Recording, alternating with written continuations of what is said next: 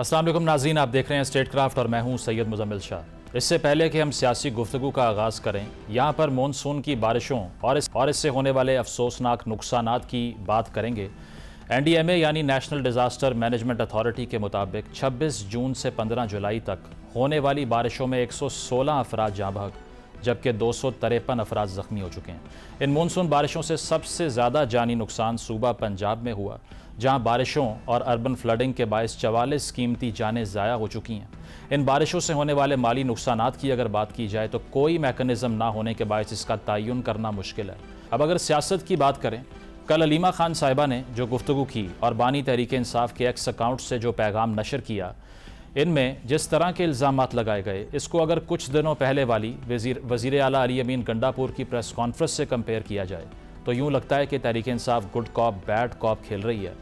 अलीमा खान इस वक्त सख्त इल्ज़ामात लगा रही हैं, जबकि वज़ीर आला अली अमीन गंडापुर, जिन्हें party chairman barrister Gohar Khan के मुताबिक इमरान खान की सपोर्ट भी हासिल है, वो बातचीत और मफाहमत की बात कर रहे हैं। लेकिन यहाँ पर मसला ये है कि जिस तरह की सख्त बातें की जा रही हैं, इसको किसी प्रेशर टैक्टिक में कंसीडर नहीं किया जा सकता, बल्कि ये तो वो धमकियाँ हैं जो अगर बैकडोर कोई मफाहमती बात हो भी रही हो तो उसको भी फुल स्टॉप लगा सकती हैं। इसी तरह KP में सेनेट इंतखाबात के हवाले से भी तहरीक इंसाफ मुसलसल कंट्रोवर्सी का शिकार दिखाई दे रही है।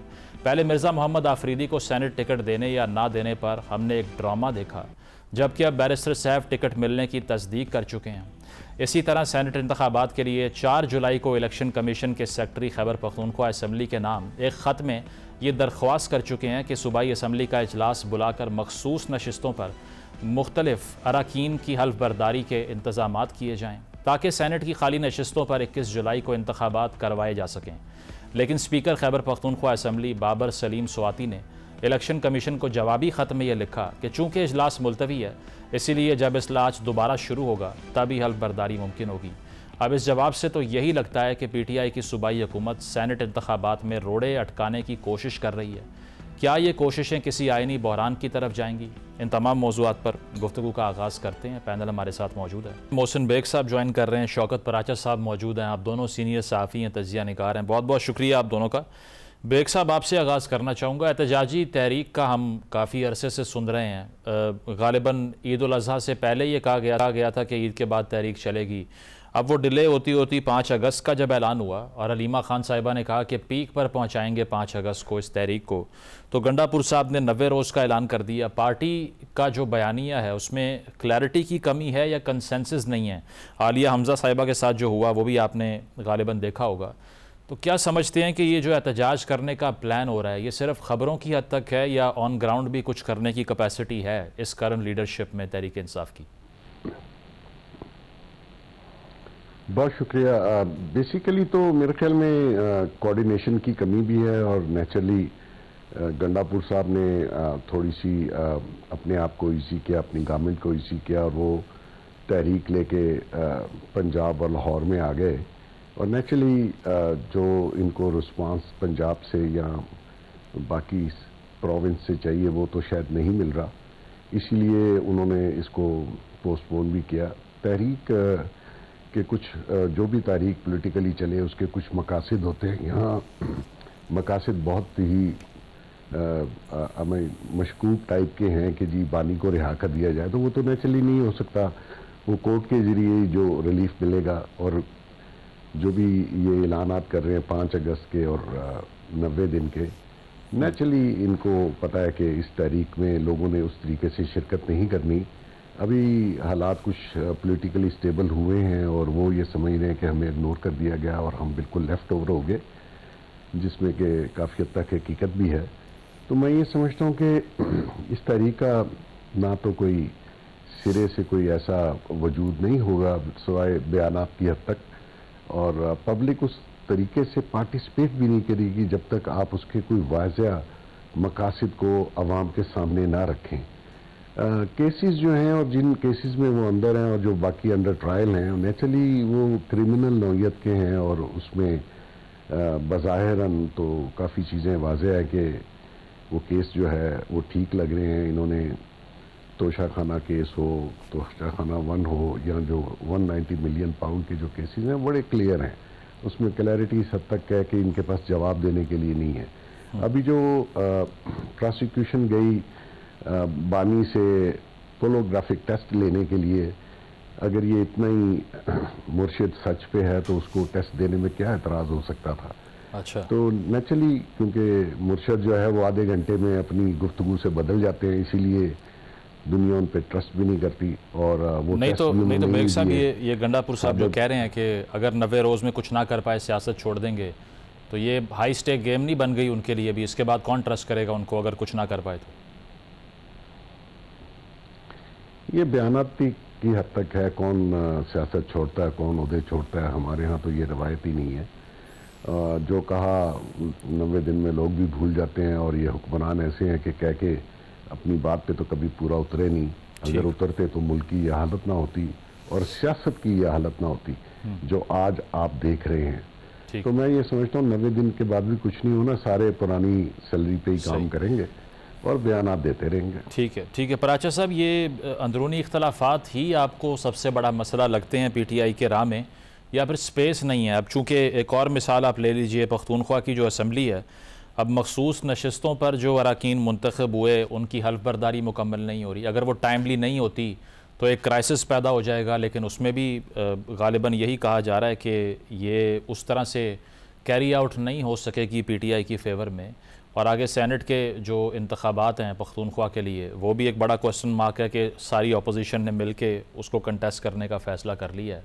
तो एक तरफ एहतजाज और एक तरफ पार्लिमानी नंबर जो लूज़ किया है PTI ने। कैसे देख रहे हैं इस सिचुएशन को? पहली बात तो आपने एहतजाज का कहा कि अंदरूनी इख्तलाफात हैं। फर्ज किया अगर ये अंदरूनी इख्तलाफात ना होते जो पहले नहीं थे। 25 मई 2022 को तो खान साहब खुद लीड किया करके आए थे। वो आपको याद है, पेशावर से स्वाबी आए हेलीकॉप्टर पे और स्वाबी से फिर इस्लामाबाद आए। तो वो कौन सा एहतजाज या तहरीक उस वक्त कामयाब हो गई? बिल्कुल। फिर अक्टूबर में, नवंबर में, ये पिछले साल की बात कर रहा हूँ, गंडापुर साहब आए इस्लामाबाद तक, तो क्या वो जो मकसद है खान साहब की रिहाई का वो पूरा हुआ?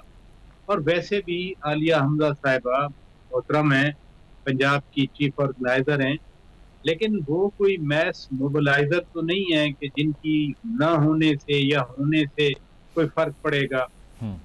पार्टी की जो मोबिलाइजेशन है वो बदाते खुद डिटर्मिन करती है, और ये कह दिया जाए सियासी जमात की तरफ से कि हम तो तहरीक चलाना चाह रहे हैं लेकिन हमें स्पेस नहीं दी जा रही, हमें निकलने नहीं दिया जा रहा। तो भाई तहरीकें लड़ के चलाई जाती हैं, कोई आपके कोई वॉलंटियर करके नहीं कहता कि हाँ आए जो है। वो खुद PTI की हुकूमत थी तो दरिया चनाब का पुल बंद कर दिया गया था, उस वक्त भी एहतजाज इधर आ रहा था। बहरहाल वो माजी है, वो यू टर्न की बात करके हर चीज को भुला देते हैं। अब जो सूबे वाला मसला है, सुप्रीम कोर्ट का फैसला है, सुप्रीम कोर्ट ऑफ पाकिस्तान के कॉन्स्टिट्यूशनल बेंच का फैसला है कि ये मखसूस नशिस्तें मिलेंगी दूसरी सियासी जमातों को।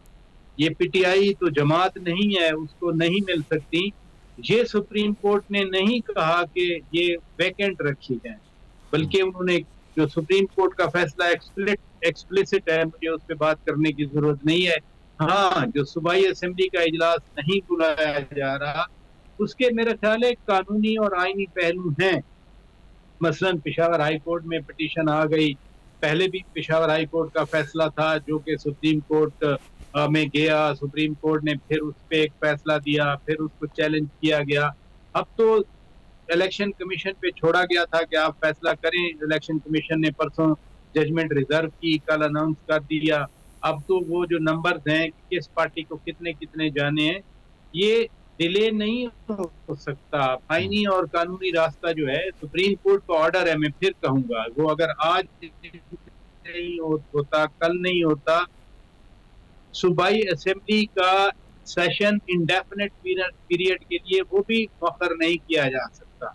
इसलिए जो यहाँ कुछ विस्पर है इस्लामाबाद में कि अगर सूबाई असेंबली का इजलास नहीं बुलाया गया, इन मखसूस नशिस्तों के जो अहल लोग करार पाए उनका अगर वोट नहीं होता, तो फिर हो सकता है कि 21 जुलाई का जो सेनेट का इलेक्शन है KP में खास तौर पर, हो सकता है, मैं कंफर्म नहीं कर रहा अभी आपको, हो सकता है कि फिर वो ना हो इलेक्शन, वो अच्छा। एक्सटेंड हो जाए, क्योंकि जब नंबर हैं और वो नंबर पूरे नहीं हो रहे, एक तो ये है ना कि सीटें खाली होती हैं, उनका फैसला ना किया जा चुका होता, अब तो बिल्कुल बदनीयती होगी to to bar these newly designated number member कि वो अपना हक राय दही इस्तेमाल न कर सके, ठीक। इसलिए इसका कोई ना कोई हल निकालना हो।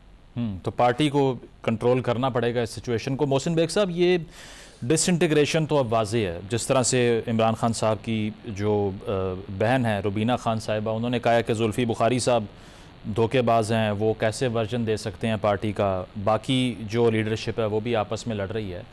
क्या इससे हम ये समझें कि ये रिकवरी की तरफ जा ही नहीं सकती पार्टी? माजी में ये वक्त जो है दीगर पार्टीज़ पर भी आया, पीपल्स पार्टी पैट्रियट्स बनी, मुस्लिम लीग नवाज से काफ लीग निकली, लेकिन वो दोबारा इंटीग्रेट होने में कामयाब हुई, गवर्नमेंट भी बनाई 2008 में पीपल्स पार्टी ने, 13 में नून लीग ने बनाई। तो पीटीआई के केस को आप कैसे देख रहे हैं हिस्टोरिकली, कि अगर फिल वक्त डिसइंटीग्रेशन है भी तो वो शायद इसीलिए है कि खान साहब जेल में हैं, वो जब बाहर आएंगे ये सब ख़त्म हो जाएगा? Do you agree? देखिए, खान साहब जो हैं वो, मैं बहुत बार कह चुका हूं कि उन्होंने तहरीक इंसाफ को पॉलिटिकल पार्टी बनने नहीं दिया, और अभी जो इस वक्त मौजूदा सूरत हाल है तहरीक इंसाफ की और इसकी जो लीडरशिप मौजूदा है, मेजॉरिटी का तहरीक इंसाफ के साथ कोई तल्लक वास्ता ही नहीं है। और ये जो लॉयर्स आप देख रहे हैं बड़े बड़े ओहदों पे तहरीक इंसाफ के बैठे हैं, इनका डाउन स्ट्रीम में कोई कनेक्शन ही नहीं है तहरीक इंसाफ के साथ, इसलिए वर्कर जो है वो इनके साथ इन टच नहीं है। और वो ये जो लीडर हैं ये सिर्फ एक मैसेंजर का रोल प्ले कर रहे हैं, जेल से बाहर निकलते हैं और खान साहब के पैगाम आगे पहुंचाते हैं। अगर आपने तहरीक चलानी हो तो नेचुरली लीडरशिप को खुद निकलना पड़ता है। आपने माजी में जो पराचा साहब ने भी कहा, जितनी बार ये तहरीक लाए उसमें लीडरशिप गायब थी, सिर्फ गंडापुर इसलिए कि वो अपनी जो पोजीशन है, सरकारी ओहदा है, उसकी वजह से वो इस्लामाबाद आए और फिर वो किन रास्तों से भाग के गए, और जो उन्होंने कहा मैं इतने ज़िले फिर के आया हूँ, तो नेचुरली उनको एक छोटा सा मार्जिन दिया गया सरकार की तरफ से या रियासत की तरफ से। तो ऐसे में ये क्योंकि पार्टी थी नहीं और अब तो बिल्कुल ही नहीं है, और इसमें सब कसूर जो है वो इस बानी का है। वो अपनी मर्जी से जब आप एक फैन क्लब को चलाना चाहें तो नेचुरली वो पॉलिटिकली चल नहीं पाती।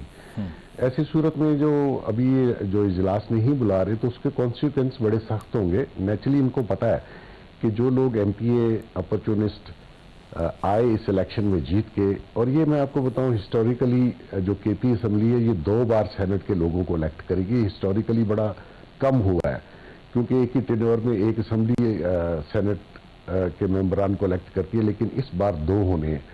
तो नेचुरली उनके लिए पहले भी माजी में भी बहुत से तरीके इंसाफ के लोगों ने पैसे लिए, और आपको अगर याद हो तो खान साहब ने 20 एमपीएस को प्रूफ के साथ अपनी पार्टी से निकाल दिया जिन्होंने सेनेट इलेक्शन में पैसे लिए थे।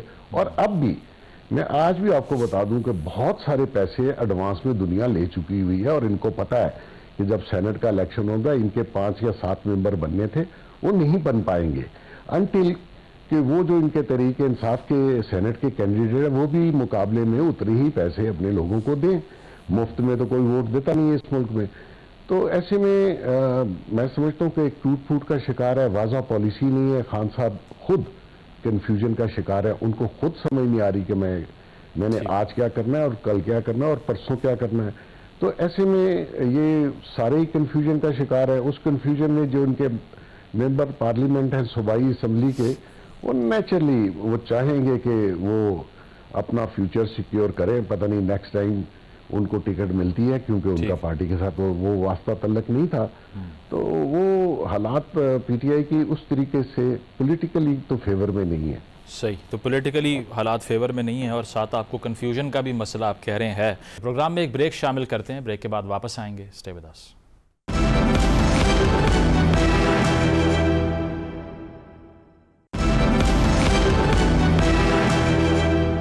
वेलकम बैक नाजरीन, डिस्कशन को कंटिन्यू करते हैं।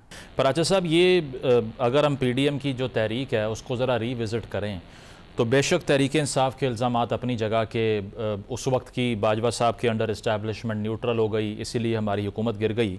लेकिन वो तहरीक तो एक अफेक्टिव तहरीक बनी ना। पीपल्स पार्टी और नून लीग ने हाथ मिलाया और तहरीक इंसाफ से छुटकारा हासिल कर लिया। अब जब यही वक्त पीटीआई का करने का आया तो वो गंडापुर साहब के बयानात आपने देख लिए होंगे। वो मौलाना साहब को मुनाफिक कह रहे हैं, वो कह रहे हैं इस्टेब्लिशमेंट के साथ मिले हुए हैं, पीपल्स पार्टी से बात करने का कोई स्कोप नज़र नहीं आता पीटीआई का। तो ऑपोजिशन को तो एटलीस्ट ये अलाइन कर सकते थे कि एक अफेक्टिव तहरीक ही चला लें अगर हमें स्टेक्स नहीं मिल रहे, स्पेस नहीं मिल रही। देखिए ना, बात यह है कि अपोजिशन को साथ मिलाने की कोशिश तो की गई, अभी भी एक अलायंस मौजूद है जिसका नाम है तहरीक तहफ़्फ़ुज़ आईन पाकिस्तान, और जनाब महमूद खान अचकज़ई साहब उसके सरबराह हैं। लेकिन जमात इस्लामी बाहर रह गई, मौलाना फजलुर रहमान साहब बाहर रह गए। जब ये पीटीआई के लोग मौलाना साहब से मिलने जाते थे, उनको ल्योर करने की कोशिश कर रहे थे, मैं उस वक्त भी कहता था कि डेरा इस्माइल खान विल डिटरमिन, क्योंकि अली अमीन खान गंडापुर और मौलाना फजलुर रहमान साहब इनकी वही कॉन्स्टिट्यूएंसी है। तो वो कहते हैं ना, चैरिटी बिगिंस एट होम। जब तक वो फैक्टर है, ये इकट्ठे बैठ ही नहीं सकते। और अब तो जो बयानात अली अमीन खान गंडापुर अभी बयानात है, इससे पहले भी एक बार 1.5 महीना पहले, 2 महीने पहले उन्होंने बात की थी, इस तरह की एतराज़ात किए थे सख्त मौलाना साहब को इश्तियाल दिलाने के लिए। फिर पार्टी ने मैसेज भेजा था, खान साहब ने, बानी पीटीआई ने मैसेज भेजा था, आपको याद होगा, आपके नाज़रीन को याद होगा कि उन्हें कहा था कि अली अमीन खान गंडापुर डेरा इस्माइल खान की सियासत से बाहर आ जाएं।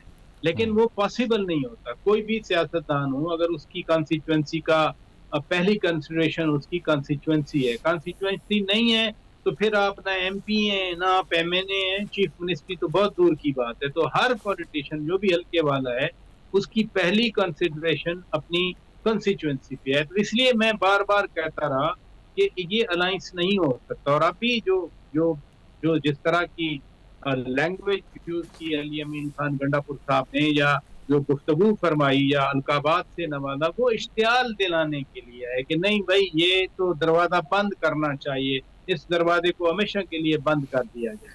इसलिए जब बड़ी सियासी जमात जिसके पास फीट पावर है, जिसकी फोर्स है बकायदा, वो जेयूआई अगर इस अलायंस में नहीं है और फेंसिंग पे बैठे हैं, वो यानी ना हुकूमत के साथ हैं ना इस अलायंस के साथ हैं, तो फिर तहरीक तो देखे ना, माजी में जब 90s था या जनरल परवेज मुशर्रफ के साथ तो एक बड़ा अलायंस बना हुआ था। जनरल परवेज मुशर्रफ एक बार ज्वाइंट सेशन से एड्रेस कर सके, वो कि उनके पास एब्सोल्यूट पावर थी, क्योंकि ये सारी जमातें इकट्ठी हो गई थी। तहरीक इंसाफ की ये नाकामी नहीं है कि तहरीक नहीं चली, नाकामी ये है कि अपोजिशन का एक बड़ा ग्रेटर अलायंस नहीं। पराजा साहब मुझे ये बताइए, ये जेयूआई के इंटरेस्ट में नहीं है कि वो पीटीआई के साथ हाथ मिला लें, या पीटीआई की पॉलिटिक्स ही उनको अपनी तरफ मायल ही नहीं कर पा रही, इस तरह के बयानात और मौलाना साहब को इश्तियाल दिलवाना जो आप कह रहे हैं?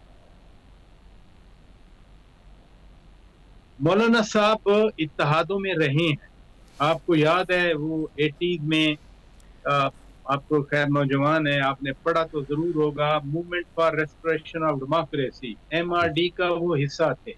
जी जी। फिर 90s में, जब 93 में बीबी शहीद की गवर्नमेंट आई तो एक बाबा ग्रुप बना हुआ था, वो मौलाना साहब भी उसमें शामिल थे। फिर जनरल परवेज मुशर्रफ के खिलाफ मौलाना साहब एक तो MMA का हिस्सा थे, मुत्तहिदा मजलिस अमल, वो भी सारी मजहबी सियासी जमातों का वो एक अलायंस था, और उसके साथ फिर जो कंबाइंड अपोजिशन थी उसका भी हिस्सा थे। मौलाना साहब इत्तेहादों में रह गए हैं, इत्तेहादों की सियासत करते रहे अपोजिशन में। खान साहब नहीं रह सके, खान साहब का ये पहला मौका आया तो खान साहब जो है वो दूसरों को साथ नहीं मिला सके। सही, ठीक है। मतलब आपको ये लगता है कि ये पीटीआई का जो पॉलिटिकल स्टाइल है वो एक हिंड्रेंस है इसके राह में। बेग साहब, फिर हम क्या तसव्वुर करें कि जो मौलाना साहब ने कहा है कि मैं चाहता हूं कि तब्दीली आ जाए, पीटीआई के अंदर से ही आए, लेकिन पख्तूनख्वा की हुकूमत में, तो आपको लगता है कि गंडापुर साहब का जो रिमूवल है एज ए चीफ मिनिस्टर वो ऑन द कार्ड्स हो सकता है, क्योंकि उनकी अपनी पार्टी के बहुत से लोग उनसे नाराज़ हैं और अब तो जेयूआई भी लॉबी कर रही है उनके खिलाफ?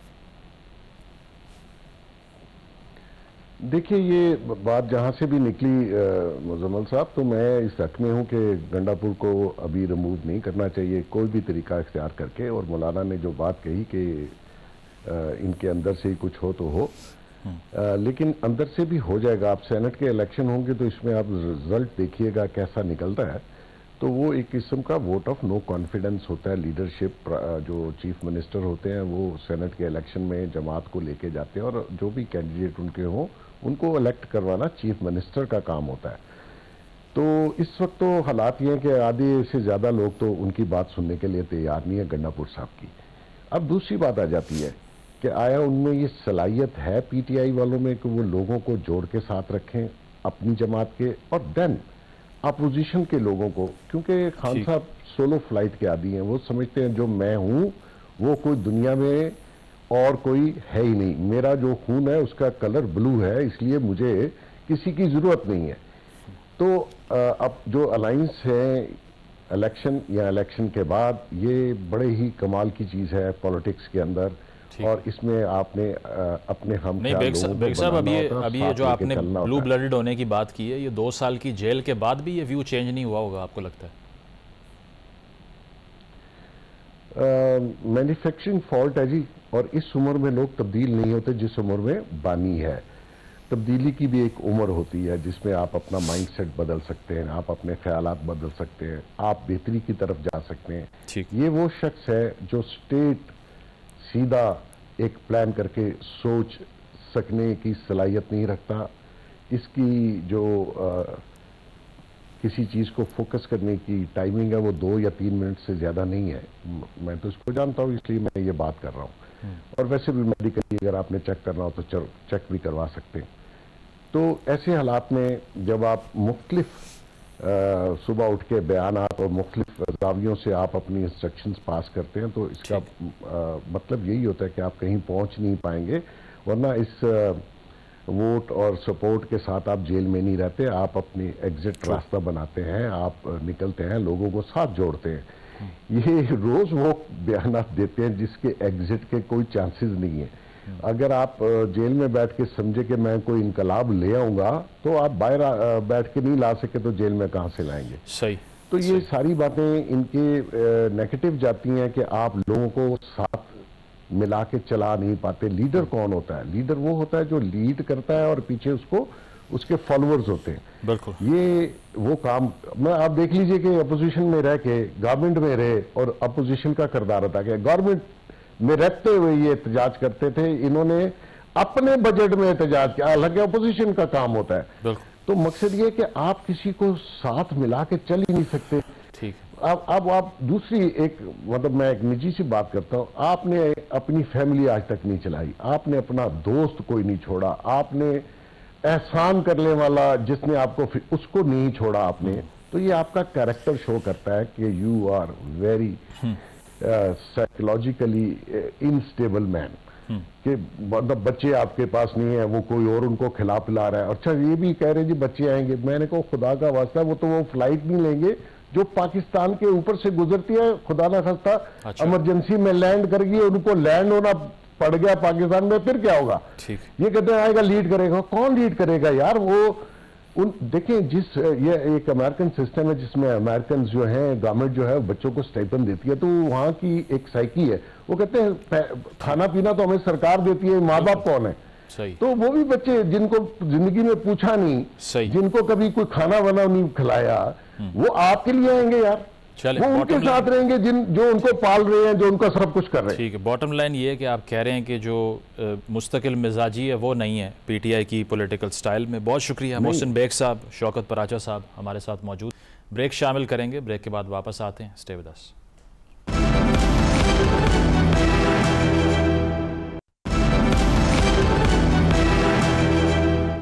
वेलकम बैक नाजरीन। पहलगाम हमले के बाद भारत की तरफ से ये ऐलान किया गया कि जो सिंध तास मुआहदा है उसको इन अबेंस डाला जा रहा है, और ये भी कहा गया कि पाकिस्तान की तरफ बहने वाला जो पानी है इसको रोक दिया जाएगा।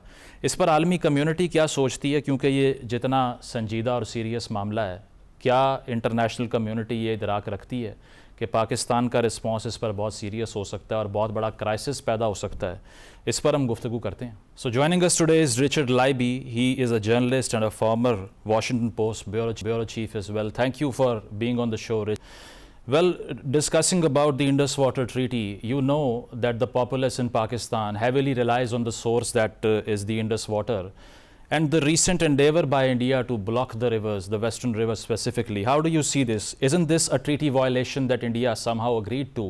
And what could be the implications if India goes on to violate the treaty? Well, let's try to sort the propaganda from the truth. This treaty can put in abeyance a treaty, but it cannot suspend it. I think India has mischaracterized its power here. I think, of course, holding the treaty, keeping it together is of vital importance to Pakistan, because 80% of its farming resources rely on the rivers. So my sense is that there's a lot of bluffing. Fists are up on both sides. Just fought a 100-hour air war. And in those circumstances, leaders look for retaliatory measures. You cannot, I'm afraid to say, just as you cannot put your foot in the same river twice, which is an old expression, you can't turn off a river.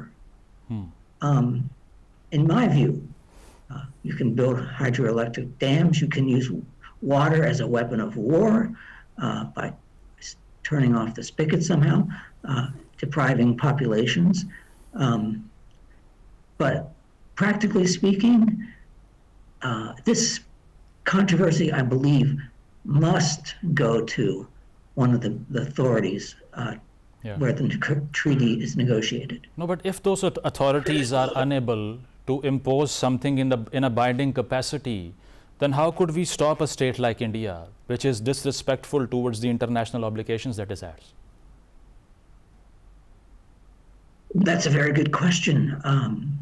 Strong point I take very seriously.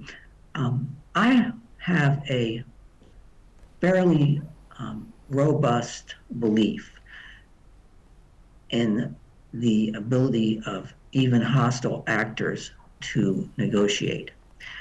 I made a survey of phone calling around yesterday to try to get some of the biggest think tanks to talk to me. Middle East Institute, North Atlantic Council, U.S. Institute for Peace. Nobody would talk to me about this issue. Now, that either means they're all on vacation at once, or it's something Washington has a sensitivity about and really doesn't want to weigh in on. Remember, it's a signature accomplishment of President Trump to have gained a ceasefire in this war. And it's fragile, it's holding, but there are ways it can be disrupted. For example, this declaration about the Indus waters.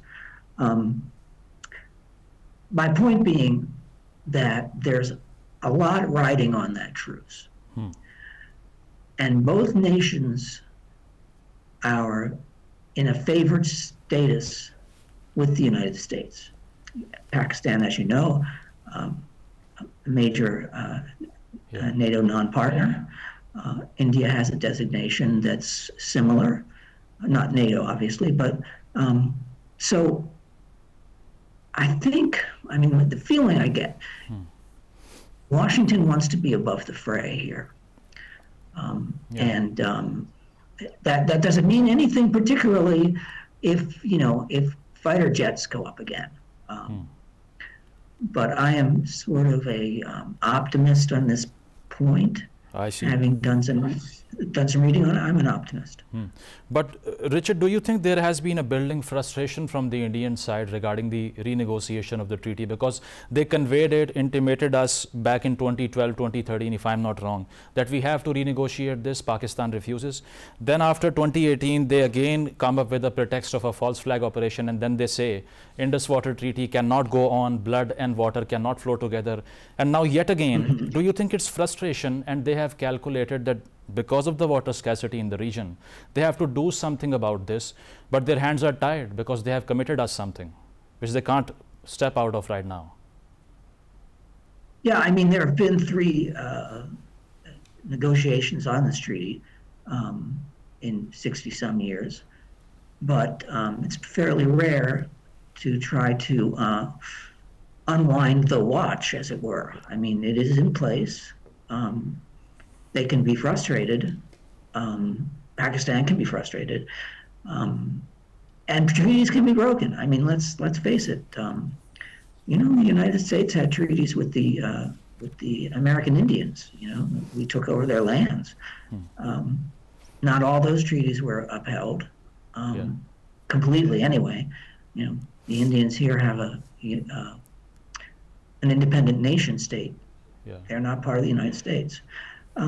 So where I'm getting to is that all it takes is one unhinged autocrat to say, this doesn't matter anymore. It's not worth the paper it's printed on. We know that these characters arise in history. We know Adolf Hitler did not respect treaties. We know that, I mean, I hesitate to say this, but there are periods where other autocrats, I won't name them because it might get me in trouble, tear up the treaty in a flurry of propagandistic, you know, pique to say this isn't anything we're going to follow. It hurts the people. I see. Richard, but do you think India can afford setting a precedent which could be counterproductive? Because if we are the lower riparian and they stop the flows of rivers to our territory, then China could do the same. I've heard a Chinese analyst say that if they do it to Pakistan, we can do it to them as well. So how can they afford to set a precedent which could go against their own cause? Let's say that this is not a real answer, but it's risky to do this. And, you know, I'm certain that Delhi triangulated all these possibilities before they came up with this, what was called a demand.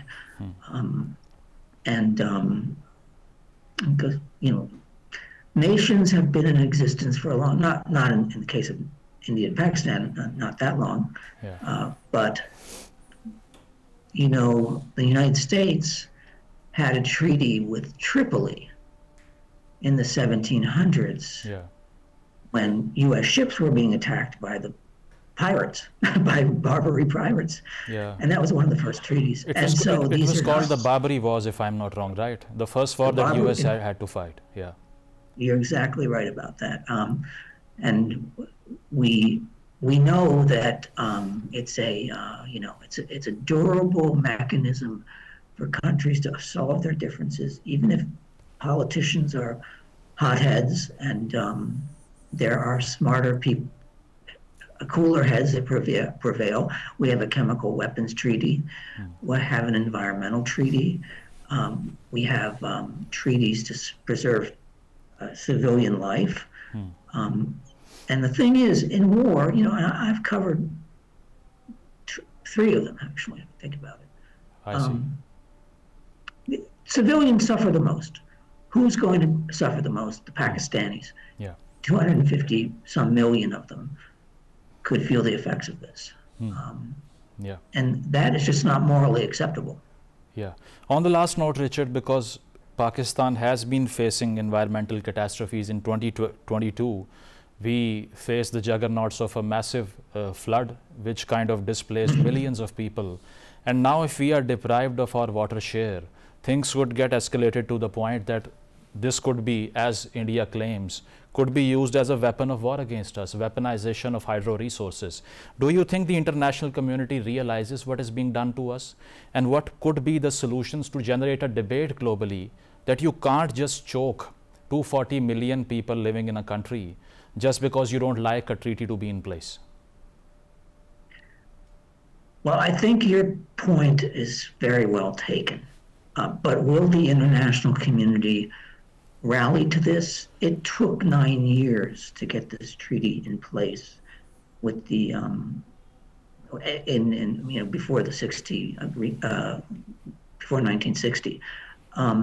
So there are governing bodies here, and I think when it's put in stark terms that 240 million people are at risk because of this, I think your government can make a very strong case. Yeah, because there's no risk. There's no risk that I can see to India, except the opprobrium of the international community. But it's pretty well. I mean, Trump doesn't want this ceasefire to fall apart. And just as he's worked, and I don't want to run over time, but just as he's worked very, very hard to get the ceasefire in the Gaza and Iran matter, he wants to have that reputation to carry him out of office with. So indeed, it's a test case for the global community, as well as you rightly pointed out. Thanks a lot for being on the show, Richard. नाज़रीन, Richard लाइबी हमारे साथ मौजूद ना। उनका यही था कि पाकिस्तान की हुकूमत का सिंतास मुआहदे के ऊपर जो केस है वो बिल्कुल हक बजानिब है, और जो आलमी कम्यूनिटी है उसको भी इस पर सोचना पड़ेगा। ब्रेक शामिल करते हैं, ब्रेक के बाद वापस आएंगे। Stay with us.